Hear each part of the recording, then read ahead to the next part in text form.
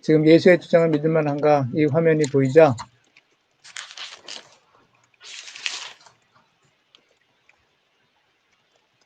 그래서 예.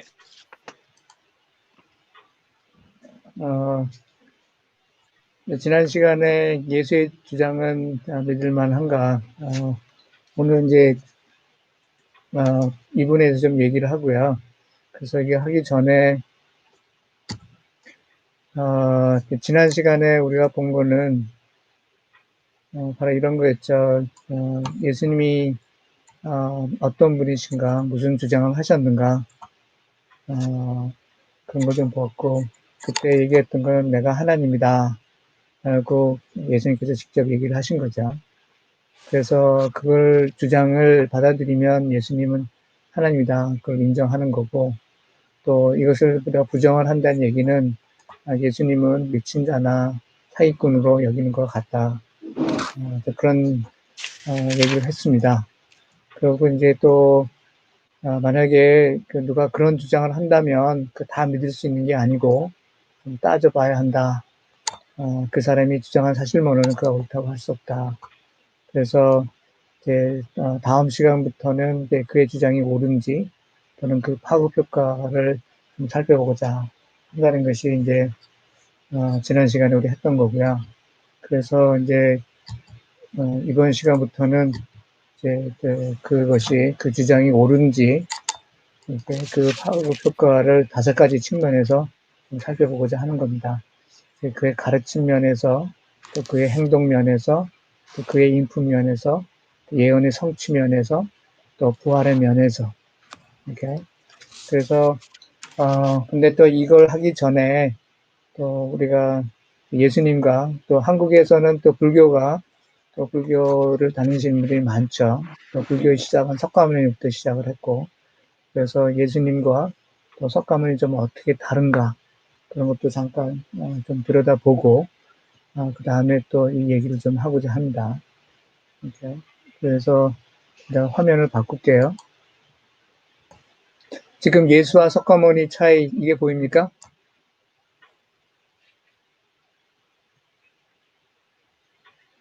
여보세요? 네. 잘 보여요? 네. 예. 그래서 예수와 석가모니는 좀 어떻게 다른지 그 얘기를 좀 보고자 합니다. 그래서 또 석가모니는 BC 560년경에 인도 국경에 있는 네팔이라는 그 나라에 그때 이제 마야 왕국이었죠. 그 마야 왕국의 왕자로 출생했습니다. 그래서 네팔 국경이고 인도에 영향을 받아서 그때 힌두교가 이 당시가 되면 거의 힌두교가 다 이스태블리시 돼 있었고요. 그래서 이제 힌두교 백그라운드에서 좀 자라났죠. 그래서 이제 왕자로 태어났으니까 왕국에서 살면서 이제 굉장히 대접을 받으면서 편안하게 잘 살았어요. 그러나 이제 가끔 왕궁을 벗어나서 또 이제 그 주변 동네로 나가고 그러면은 굉장히 이제 고통받고 못 사는 사람들을 많이 본 거죠. 그래서 참 이제 이 석가모니가 좀 특이한 사람이었죠. 그래서 그 다른 사람들이 가지고 있는 생로병사, 참 인생을 살아갈 때 고생을 해야 되고 병에 걸리고 그리고 죽고 그런 이제 고통들이 있다는 걸 이제 보고 알았고 그거에 대해서 좀 굉장히 이제 심각하게 생각을 한 거죠. 그래서 도대체 이런 인간이 가지고 있는 문제는 그 원인이 뭐고 또 이것을 고통에서 벗어날 수 있는 방법이 뭔가 그걸 좀 자기가 찾아봐야겠다, 알아내야겠다. 그러면서 이제 왕궁을 나간 거죠. 그래서 출가를 했습니다. 그래서 자기가 이제 힌두교를 믿는 사람이니까 6년 동안 이제 힌두교에서 여러 가지 수행을 했습니다. 육체적으로 힘들게 하고 고행을 하고 그러면서 6년간의 이런 고행과 수행을 통해서 결국 알게 된 건 뭐냐면 힌두교에는 답이 없구나. 그래서 힌두교를 포기를 했습니다. 포기를 하고 이건 아니고 힌두교에서는 답을 얻을 수 없다. 그럼 뭐지? 그래서 혼자서 이제 많이 생각을 하면서 그분 찾아 나간 거죠. 찾아 나간 거고. 그래서 결국은 깨달아 알게 된 게 뭐냐면 그 고통이라는 거, 그러니까 여러 가지 고통이 108개가 있다는 거죠. 108개 종류의 고통이 있고, 그 이제 번뇌라고 했고, 그 결국 이런 것들의 원인은 인간이 가지고 있는 욕심이다. 진짜. 그래서 바로 욕심을 버려야만 이런 고통에서 벗어날 수 있다. 는 거죠. 어, 사실 이 욕심을 버려야 한다는 거는 성경에도 써 있는 거죠. 성경에서는 탐욕이죠. 탐욕이 하나의 죄로 돼 있고 자기 분수를 넘어서 이렇게 욕심을 부리는 거, 이제 그런 것들 탐욕이라고 그러고 그런 것들은 이렇게 성경에서도 그런 걸 버려야 된다. 그런 건 죄다 하고 얘기를 하고 있는 거죠.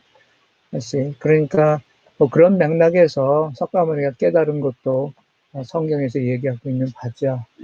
그러니까 하여튼 그래서 결국 이제 석가모니는 뭐냐면 자기 생각에 하여튼 자기가 스스로 깨달은 거는 욕심을 버리다 보면 결국은 버려야 되는 거구나. 그러면 결국 자기 자신의 존재조차도 잊어버리게 된다는 거죠. 그거를 이제 뭐라 그랬냐면 이제 무아의 경지에 도달한 셈이 되는 거고요. 그게 바로 이제 또 좀 어려운 불교 용어로 하면 열반에 들어간다 이렇게 되는 겁니다. 그래서 결국은 욕심을 버리고 자기 자신을 버리는 거죠. 자기 자신의 존재를 부인하는 겁니다. 그게 결국은 무아의 경지가고. 그래서 하여튼 좀 쉽게 얘기를 하면 하여튼 석가모니의 가르침은 욕심을 버리고 살라라는 겁니다. 그러니까 사실 이게 나쁜 가르침은 아닌 거죠. 또 성경에서 얘기하고 있는 바고요. 또 그런 면에서 보면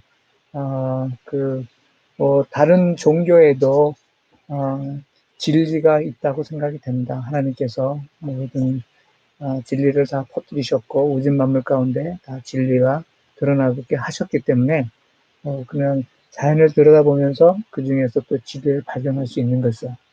석가모니도 스스로가 마음을 비우고 정말 이게 생각 인간이 가지고 있는 그 문제의 원인이 뭐냐를 생각하다가 결국은 탐욕을 버리는 거다. 그런 결론에 스스로가 도달한 거고 그걸 이제 권면한 거죠.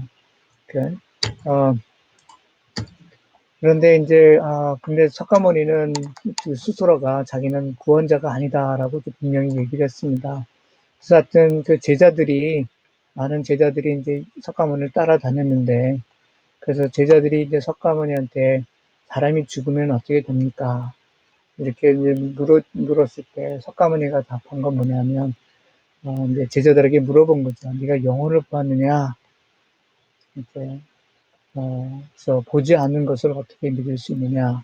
그렇죠. 그래서 석가모니 스스로는 영혼의 존재를 부인했고요. 천국이 있는지 나도 잘 모르겠다. 그렇게 얘기했다고 기록이 남아있죠. 이런 얘기들은 이제 만행 스님이라고, 이분은 외국 분이십니다. 그래서 하버드 대학을 졸업했는데, 또 동양 철학에 빠져 심취해서, 결국은 이제 스님이 되신 분이에요. 그래서 그분이 이제 하버드 대학을 졸업하고, 또 스님이 되기 위해서 한국에 와가지고, 결국은 이제 또 스님이 되셔서 화계사에 들어가서, 이제 거기서 수도를 하면서 또 스님이 됐고, 그 이름이 이제 만행 스님이죠. 그래서 이제 그분이 이제 자기 저서를 쓴 거예요. 자기 이야기. 하버드에서 화계서까지 라는 책에 쓰면서 이제 거기에 이제 석가모니 얘기도 쭉 나오는 거죠. 그래서 분명히 석가모니는 자기가 나는 구원자가 아니다. 그래서 예언자나 신으로 불린 것을 부인했고요. 나도 하나의 인간으로서 좀 진리가 뭔지를 찾아가는 그런 진리를 찾는 고도자이지 내가 구원자가 아니다. 라고 분명히 석가모니는 얘기를 했습니다. 근데 이제, 여러분들이 이제 또 불교를 이렇게 좀 생각을 하면, 불교에서는 윤회설이 있다. 그런 걸 알죠. 그렇죠. 그래서 윤회설, 뭐예요? 내가 죽으면 다시 태어나고, 또 다시 태어나고, 또 다시 태어나고, 계속해서 반복해 간다. 그런 거 아니에요? 윤회설. 그렇게 하고 또 그 이생에서 잘못 죄를 지으면 그 다음 태어날 때는 더 낮은 계급으로 태어나고 더 안 좋게 태어난다. 이제 이런 게 또 윤회설과 연결돼 있죠. 이렇게. 근데 이 윤회설은 바로 뭐냐면 힌두교의 교리입니다. 이렇게 그 힌두교의 교리는 그 인도의 카스트 제도라는 거 알죠? 인도의 카스트 제도를 위한 교리입니다. 그래서 인도의 역사를 여러분들이 좀 이렇게 보면은 인도에 원래 원주민들이 살았습니다. 원주민들이 살고 있었는데 BC 1500년쯤 됐을 때 이렇게 뭐 그 무렵 정확하게는 아니지만 BC 1500년, 뭐 BC 1800년 예, 그때니까 그때를 우리가 구약의 시대로 따지면 이렇게 BC 1400년에 뭐가 됐죠? 출애굽을 했습니다. 이렇게 이스라엘 민족이 출애굽을 했던 시기가 BC 1400년경이니까 하여튼 이제 대충 이제 그런 때예요. 이렇게 그런 무렵에 이제 뭐냐면 아리아인이라고 백색 인종에 해당되는 사람들이 지금 인도 지역으로 들어가서 거기에 그 전에 살고 있던 그 원주민들을 지배하기 시작을 했습니다. 그래서 그 당시에 이제 만들어진 교리가 바로 힌두교 교리고요. 그 당시에 이제 생겨나게 하는 종교가 힌두교 교리고, 그 당시에 또 그 원주민들을 지배하기 위해서 만든 제도가 카스트 제도입니다. 신분 제도죠. 몇 가지가 있어요. 네 가지 정도가 있죠. 그 중에 제일 높은 그러니까 신분이 뭐예요? 브라만 계급이라고 하죠.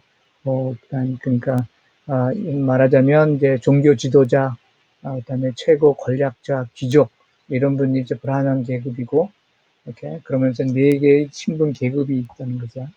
그래서 이제 자기네들이 이제 상위 계급을 차지하고 그다음에 지배받는 원주민들은 이제 제일 낮은 맨 마지막 단계 또는 그 윗 단계에 처해진 거죠. 그래서 이제 그 사람들의 가르치는 건 뭐냐면 이제 네가 뭐 한 번 죽고 끝나는 것이 아니라 죽은 다음에 다시 또 태어나게 될 텐데 네가 이 생에서 잘못하면 이렇게 다음 생에서 더 나빠진다. 또 이 생에서 네가 잘하면 다음 생에 태어날 때는 더 높은 신분 계급으로 태어날 수 있다. 그게 바로 카스트 제도고 그게 힌두교 교리의 윤회설하고 연결되어 있는 거죠. 그러니까 이제 뭐냐면 그 맨 마지막에 지배 계급들은 어떻게 되겠어요? 내가 이 세상에서 잘 행동을 해야 되는구나. 잘 행동한다는 건 뭐예요?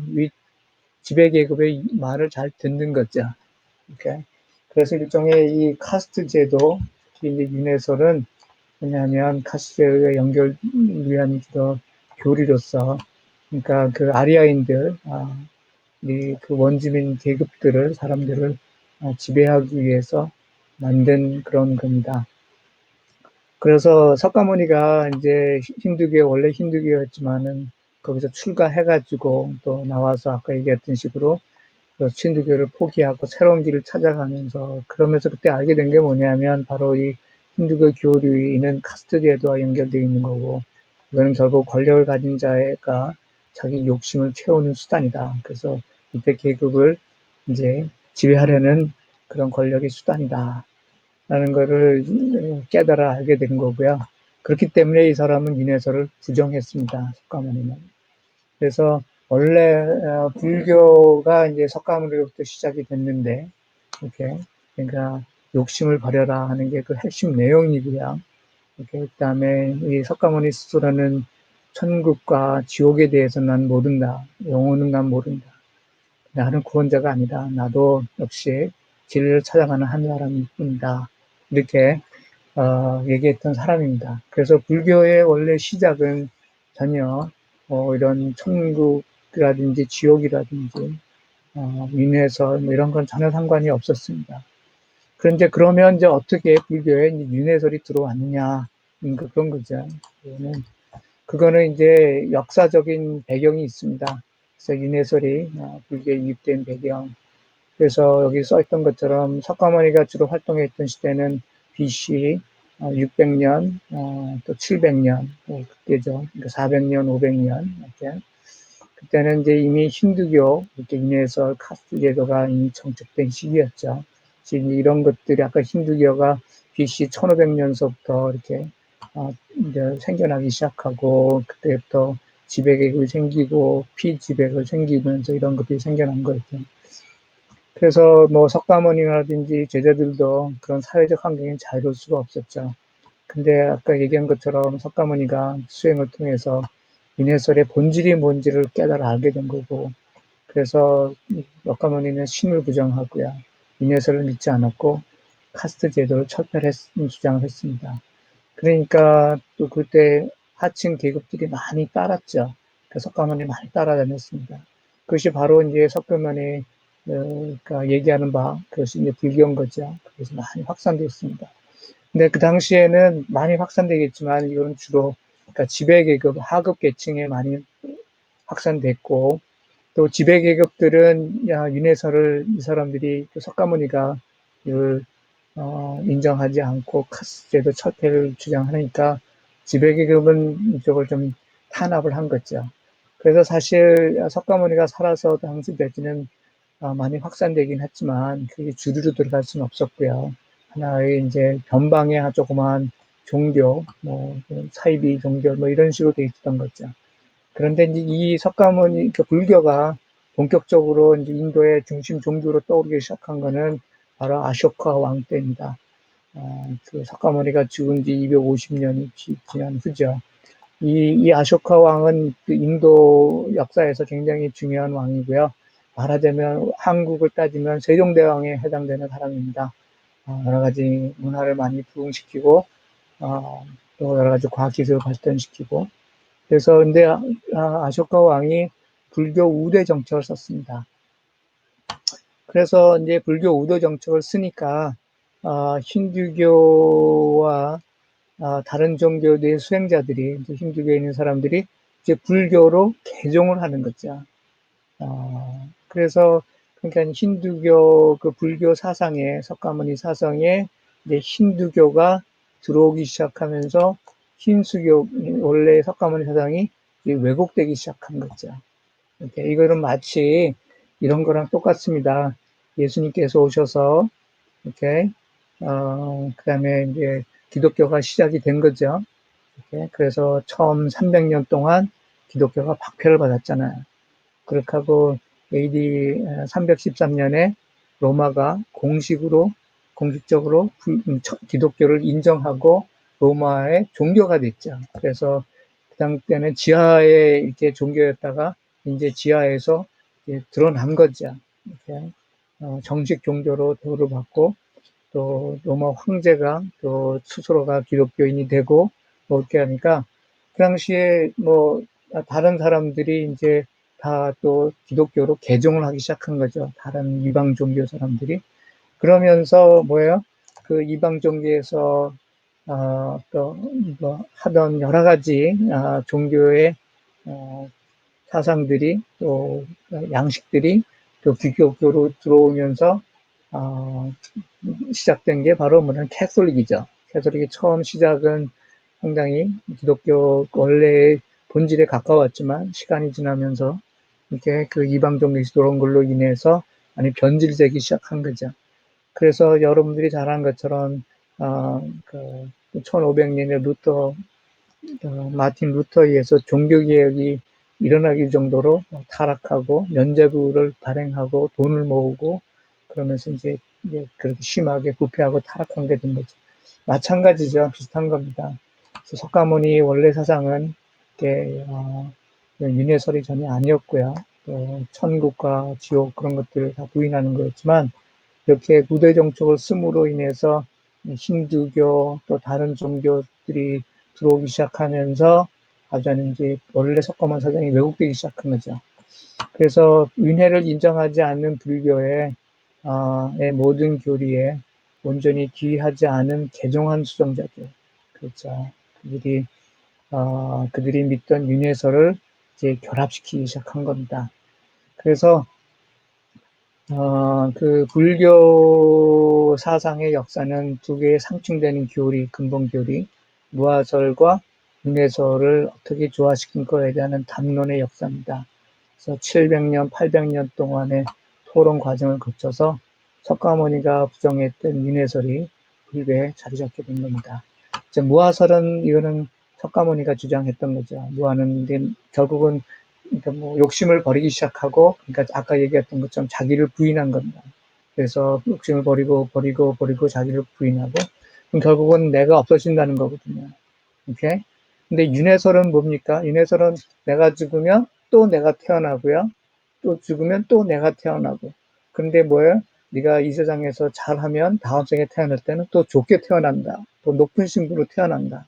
네가 잘못하면 더 나쁜 신분으로 태어나고, 네가 잘못하면 동물로 태어나고, 이렇게 되는 거잖아요. 그러니까 이게 의미가 있으려면 나라는 존재가 계속 유지돼야 됩니다. 내가 다음 생에 태어났는데 전혀 다른 존재로, 다른 사람으로, 내가 알 수 없는 다른 존재로 태어난다는 거면 아무 의미가 없는 거거든요. 내가 아니니까. 나는 이 세상으로 삶을 끝인 거고요. 이렇게. 그러니까 이 윤회설이 그런 겁니다. 윤회설이 기본적으로 가지고 있는 건 뭐냐면 내가 계속 유지된다. 결국 나는 계속 발전해 간다. 그런 거죠. 근데 이제 무아설은 뭐예요? 내가 없어지는 거거든요. 그러니까 이게 두 개가 사실은 굉장히 상충되는 겁니다. 그러니까 이 상충되는 두 개를 이렇게 합치려니까 굉장히 이게 힘든 거죠. 힘든 거고요. 그러니까 이제 여러분들이 불교 경전을 읽어보면 굉장히 복잡해요. 이게 알 것 같으면서도 몰라. 굉장히 어렵거든요. 이게 뭐냐면 바로 그 근본적인 원인은 뭐냐면 근본적으로 두 개의 상충되는 교리를 합치려고 하니까 이게 말이 약간 애매하고 이건 것 같기도 하고 저건 것 같기도 하고 그렇게 된 겁니다. 그런 반면에 기독교는 굉장히 클리어하죠. 이렇게 성경이 주는 메시지는 굉장히 클리어합니다. 이렇게 그래서 또 그런 면에서 석가모니와 예수가 다르고요. 또 이제 예수님과 이 표는 예수님과 석가모니를 좀 비교한 거죠. 그래서 탄생에서 보면 예수님은 처녀의 몸에서 탄생했고 베들레헴에서 탄생을 했고 탄생 시 유아들이 학살을 당했고요. 애굽으로 도망갔고 석가모니는 이제 왕자로서 탄생을 했고요. 어떤 활동들을 했습니까? 또 기적을 행하시고 그렇죠. 죽은 자를 살리시고 병든 자를 살리시고 오병이어 기적을 행하시고 또 하나님과 그 진리에 대해 설파했고요. 석가모니의 경우에는 왕궁을 떠났죠. 진리를 깨닫기 위해서. 그래서 자기가 진리를 깨닫더라고 얘기를 하고 그 주장을 설파하는 거였죠. 그 설파한 내용이 성경에 있는 내용입니다. 이렇게 탐욕을 버려라. 이렇게 그 내용이 설파한 내용이 바로 그 내용이고요. 그 다음에 석가모니는 죽는 걸로 끝났죠. 이렇게. 그러나 예수님은 죽으셨지만 다시 부활하셨고 승천하셨고요. 이렇게. 그래서 하여튼 일생을 보면 이런 면에서 큰 차이가 있는데요. 더 중요한 건 뭐냐면 석가모니의 경우에는 장차 어떠한 석가모니라는 사람이 태어날 것이고 왕대로 태어날 것이고 그 사람이 왕궁을 떠나서 진리를 깨달아서 그런 것들을 주장할 거다. 그런 것이 예언된 바가 없어요. 그냥 어쩌다가 석가모니라는 사람이 태어나서 그 보니까 내가 이런 걸 깨달았다.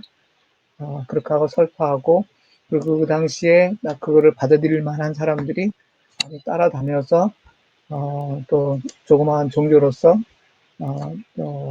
종교가 된 거고요.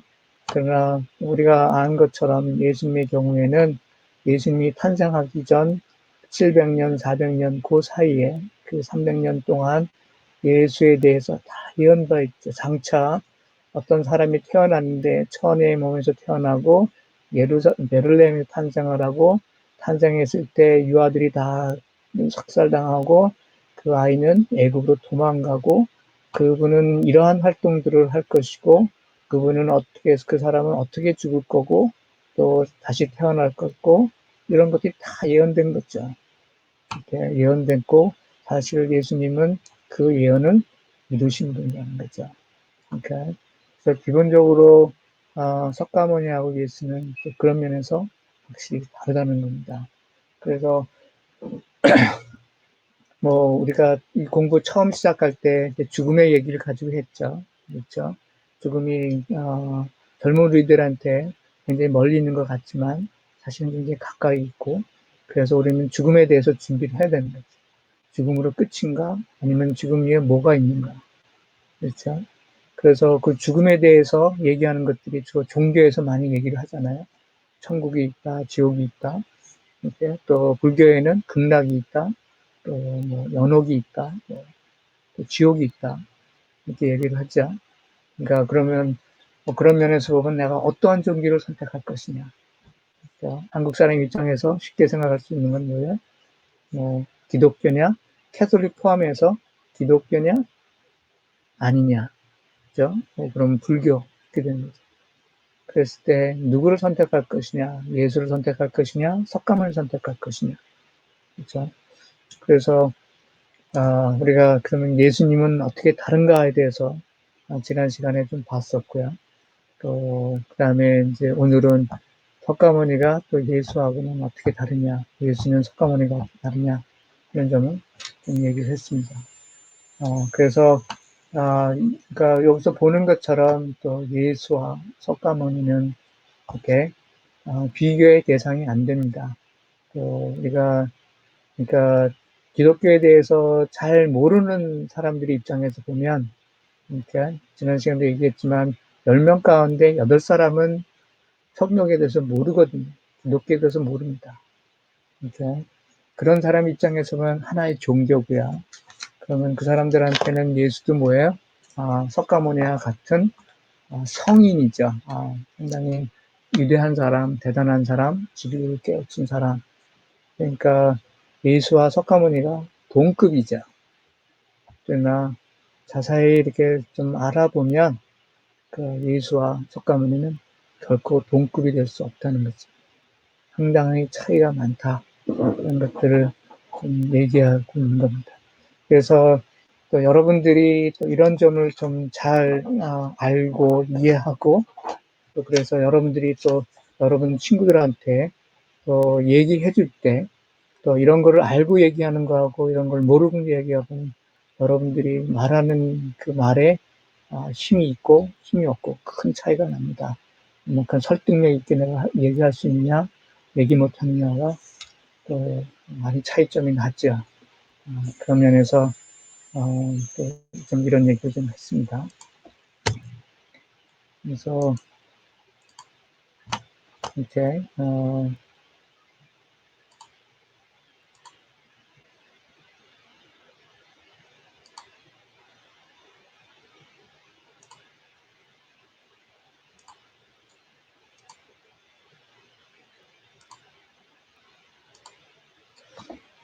그래서 다시 그 예수의 주장, 지금 예수의 주장을 믿을 만한가 이게 보이죠? 네. 예. 그래서 네. 이렇게 그래서 여기에 대해서 조금만 얘기를 하겠습니다. 그래서 예수의 주장을 믿을 만한가?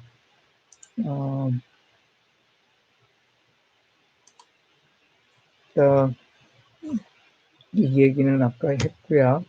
그래서 오늘은 이제 그 예수의 주장이 옳은지를 그 5가지 측면에서 좀 살펴보고자 합니다. 그래서 그 가르침 면에서, 행동 면에서, 인품 면에서, 예언의 성취 면에서, 부활의 면에서. 오늘은 가르침 면에 대해서 조금 얘기를 하고자 합니다. 그래서 예수의 파급 효과, 이렇게. 그래서 원수를 사랑하라, 이렇게. 이 말은 이렇게 그 사람의 입에서 나온 가르침 가운데 가장 위대한 가르침으로 인정되고 있죠. 이렇게 예를 들면은 예수님이 내가 하나님이다 라고 이제 주장을 하신 거죠. 그래서 그 인정하면 야, 네, 예수님 하나님이다라고 인정하는 거고, 내가 인정할 수 없다. 이런 거는 뭐냐면 예수님을 미친 자나 사기꾼으로 얘기하는 겁니다. 네 입으로 그렇게 얘기를 안 해도 그거를 예수의 주장을 받아들이지 않게 되면 그걸 의미하게 되죠. 지난번에 얘기했던 것처럼. 그래서 예를 들어서 뭐냐면 사기꾼이나 미친 자라면 그 사기꾼의 미친 자가 이렇게 만인이 굉장히 이렇게 위대한 가르침은 있을 수가 없다. 인정하는 그런 말을 할 수 있겠느냐 하는 거죠. 또 하나는 서구 문명의 기초가 됐다 는 건데요. 그래서 법조항의 기본이 됐다. 또 과학적 기술 발전에 철학적 바탕을 제공했다. 그런 건데 이거 사진이 무슨 사진인지 알겠죠? 이거 지금은 트럼프 대통령이지만 이건 오바마 대통령이죠. 대통령이고요. 이게 뭐냐면 이제 오바마 대통령이 되고 나서 이제 대통령으로 취임식하는 장면입니다. 모든 미국의 대통령은 이런 식으로 이제 취임식을 하죠. 하는데 여기 보면은 이제 여기 왼손이죠. 오른손을 들고 선선하는 거고요. 왼손이 있잖아요. 왼손 밑에 보면 뭐 책이 있죠. 오케이. 이 책이 무슨 책일 것 같아요? 성경. 이 책, 예, 이 책이 바로 뭐냐면 성경이요. 성경책이에요. 맞아요. 성경책입니다. 그래서 바로 어떻게 선서를 하면 대법원장이 지켜보는 가운데 이렇게 성경에다 손을 얹고 미국 헌법을 수호할 것을 맹세하는 겁니다. 이렇게. 그리고 또 여러분들이 아는 것좀 아는지 모르는지 모르겠는데 미국의 헌법은 성경을 기초로 해서 만들어졌습니다. 이렇게. 그렇기 때문에 성경에다가 손을 얹고 이렇게 바로 이제 선서를 하는 거죠. 그렇죠? 그러면 이게 성경이 뭐예요? 하나님의 말씀이고요. 예수의 말씀입니다. 예수가 미친 자나 거짓말장이라면 미친 자나 거짓말장이가 한 말을 근거로 해서 헌법을 만들겠습니까? 또 그 말을 근거로 해서 거기다가 손을 놓고 맹세를 하겠습니까? 그렇죠? 그러니까 왜냐하면 이런 것들이 예수가 이렇게 예수라는 사람이 그 하나님이시죠. 그 예수라는 사람이 인류에 미친 영향력은 지대하다는 겁니다. 그러니까, 네, 그런 것들이 하나 또 그 가르침이 그렇게 너무 위대하다. 그래서 많은 사람들이 굉장한 위대한 가치라고 인정하고 있고 또 지금 미국이 뭐 슈퍼파워죠. 미국 같은 나라의 헌법의 기본이 되고 있다는 거고요. 또 하나는 이제 과학과 기술 발전에 철학적 바탕을 제공했다. 이렇게 또 그런 면에 대해서 조금 더 얘기를 하겠습니다. 새 화면 보입니까? 네. 그래서 예. 여기서는 이렇게 서구 문명의 기초가 됐다. 그래서 이제 과학과 기술 발전에 철학적 바탕을 제공했다. 이런 얘기를 좀 하고 싶은데요. 이런 질문은 성경이 과학적입니까? 비과학적입니까? 그 답에 대한 뭐 여러분이 과학적이라고 얘기할 수도 있고 비과학적이라고 얘기할 수 있고 그럼 그 답에 대한 이유는 뭔가요? 윤수가 한번 좀 답해 볼래요? 어떻게 생각해요? 성경이 과학적입니까? 비과학적입니까? 저는 과학적이라고는 생각하지 않아요. 사실 그래요? 기적이라는 부분이 있기 때문에. 어허. 그러니까 이제 네. 비과학적이다. 네, 네, 이것도 뭐 그렇죠. 100% 비과학적이라고 하기에는 좀 어렵긴 어허, 한데 그래도 어허, 그런 요소가 그렇죠. 많으니까. 그렇죠. 네. 네, 맞아요. 그렇죠. 그게 이제 잘 말했습니다. 이제 봐요. 그러니까 윤수도 이제 모태 신앙이잖아. 그러니까 이제 모태 신앙인데 이제 성경을 바라볼 때, 이게 과학적이다. 이렇게 얘기하기가 좀 힘든 면이 있다. 그런 거죠. 그러니까 네, 이제, 그렇죠. 예. 그러니까 일평생 살아오는데, 아까도 이제 크리스천 파퓰레이션 20%예요. 그러니까 캐톨릭까지 맥시멈으로 잡으면, 이렇게 그 안에 또 좀 신실한 사람이 있고 덜 신실한 사람이 있지만 하여튼 교회에 적을 다니고 그런 사람이 맥시멈으로 잡아 20%니까 10명 가운데 2명 인생이죠. 그러니까 8명은 전혀 상관이 없이 살아가요. 그러니까 그 사람들이 성경을 볼 때는 어떻게 돼요? 뭐 기적이 있다, 뭐 그런 거 어쩌고 들은 게 있으니까. 이렇게 뭐 예수가 탄생을 했는데 동정 처녀에게서 났더라. 뭐 그런 거, 야, 그거 어떻게 말이 되냐. 그러니까 이제 보통 8명이 생각하는 건 뭐냐면 성경은 비과학적이다라고 생각을 합니다. 그러니까 사실은 나도 그렇게 생각을 했으니까요. 내가 예수님 만나기 전까지는. 이렇게. 근데 사실은 이제 그렇지가 않아요. 그렇지가 않은 거죠. 한번 볼까요? 자, 한번 뭐 여러 가지 이유가 있지만 한 에스펙트는 바로 이런 겁니다. 한번 이런 질문을 던져볼게요. 이렇게. 자연계의 기본 과학 법칙은 서양에서 발견되었습니까? 동양에서 발견되었습니까?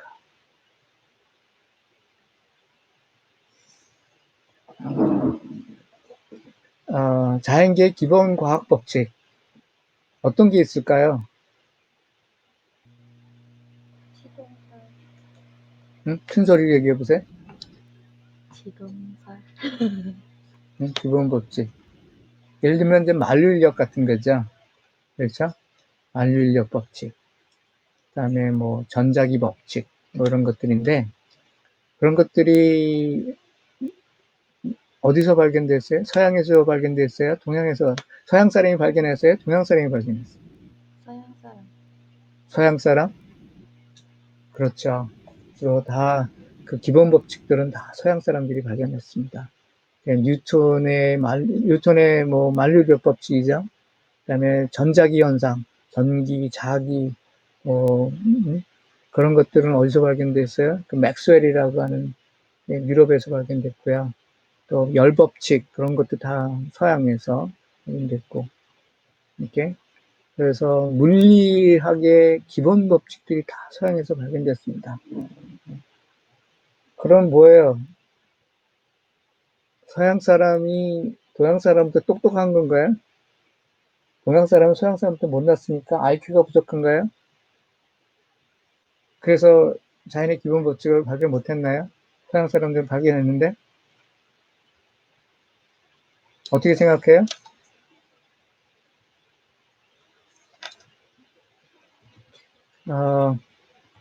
한번 이런 걸 생각해봐요. 한 아버지가 있는데 그 두 아들이 있어요. 그래서 한 아들한테 핸드폰 주면서 핸드폰 이거 비싼 거지? 야, 그렇죠. 이게 비싸죠. 근데 너 똑똑하잖아.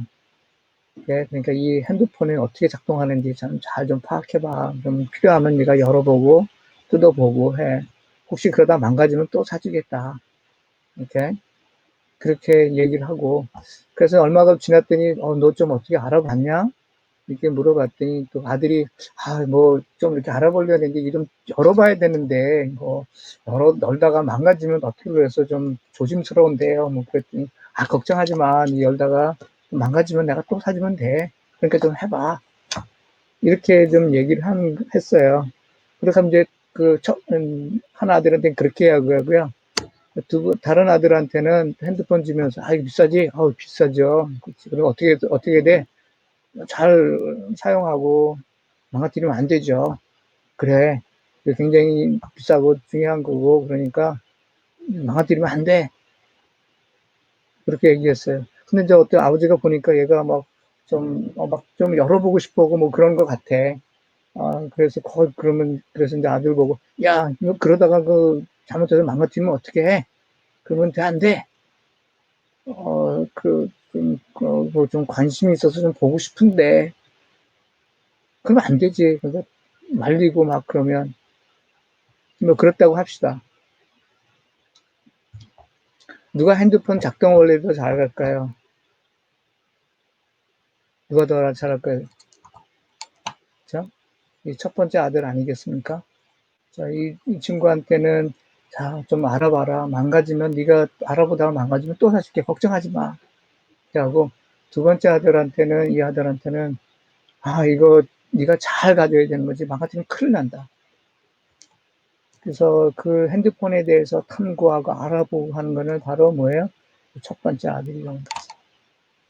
그래서 이제 그 서양 문명하고 동양 문명을 이렇게 좀 비교를 봐요.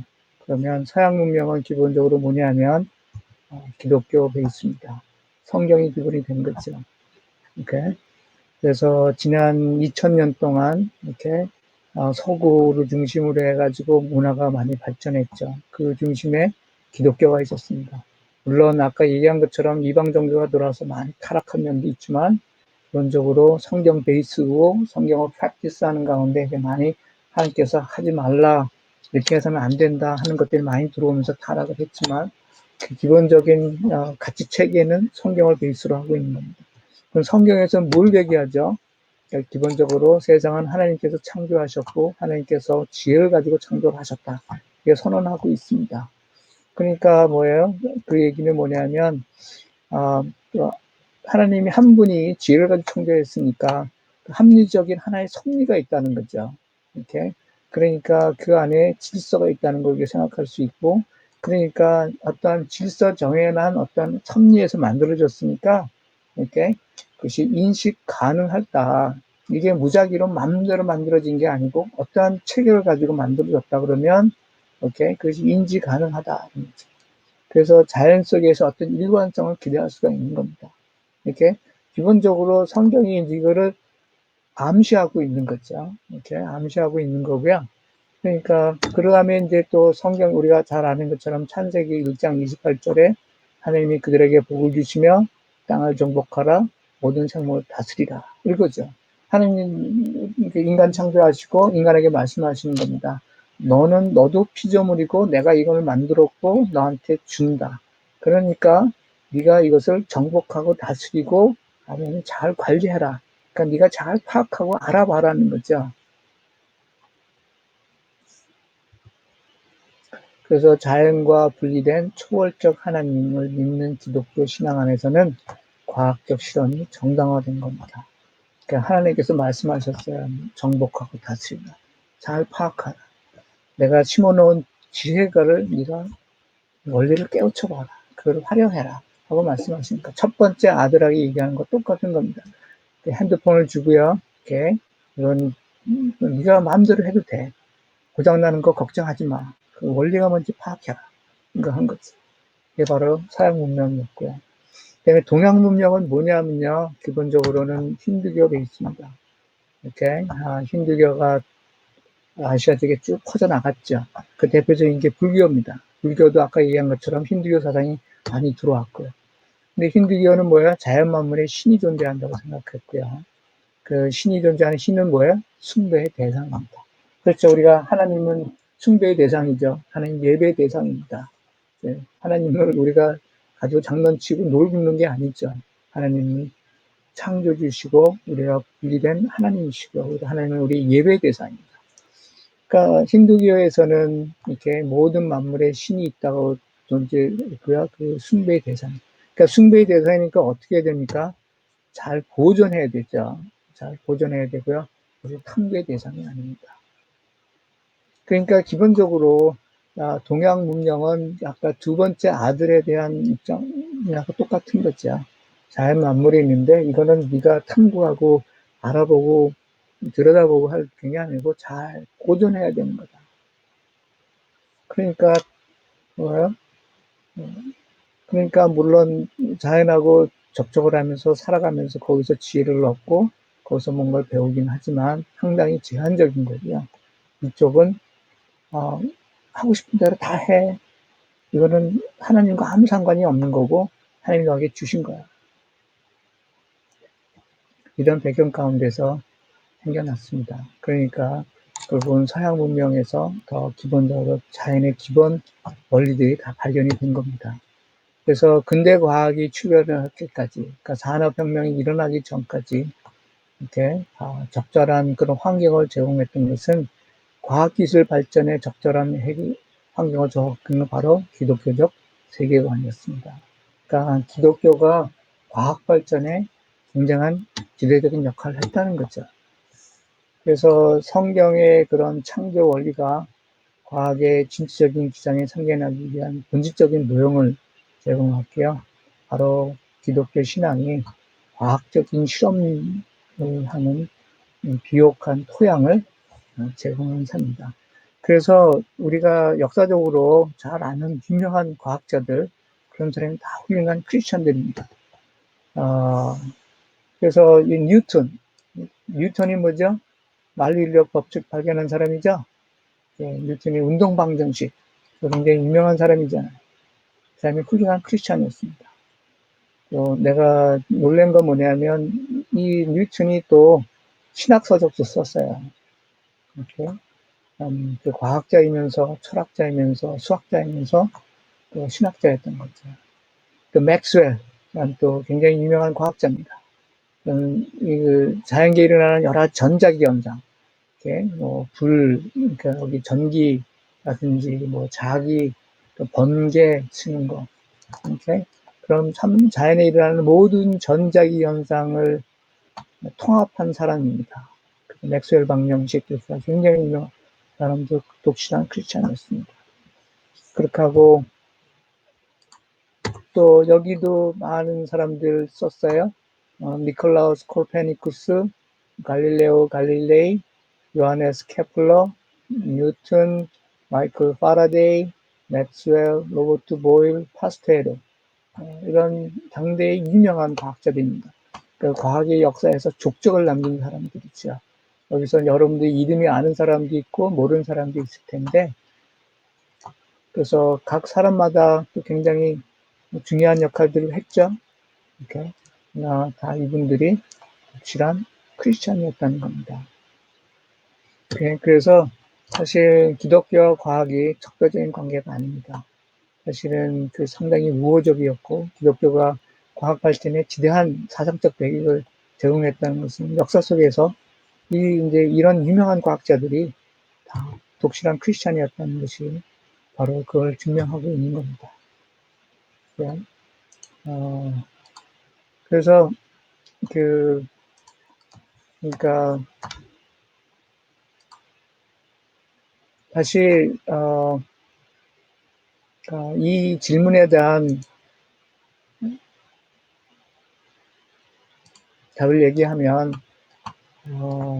그러니까 여기 나온 것처럼 바로 성경은 예수의 가르침은 과학과 기술 발전에 철학적 바탕을 제공했다. 그래서 우리가 누리고 있는 과학과 기술 발전에 이제 성경이 얘기하는 그 철학적 바탕, 세계관이 굉장히 중요한 역할을 했다. 그렇게 얘기를 할 수 있습니다.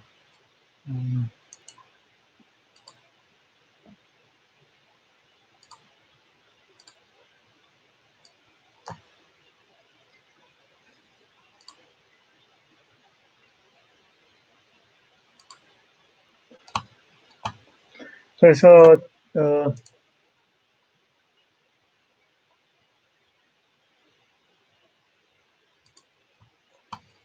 지금 다시 이 앞으로 돌아와서 그의 가르침 면에서 얘기를 했고요. 그래서 그러니까 이제 과학기술 발전에 철학적 바탕을 제공했다.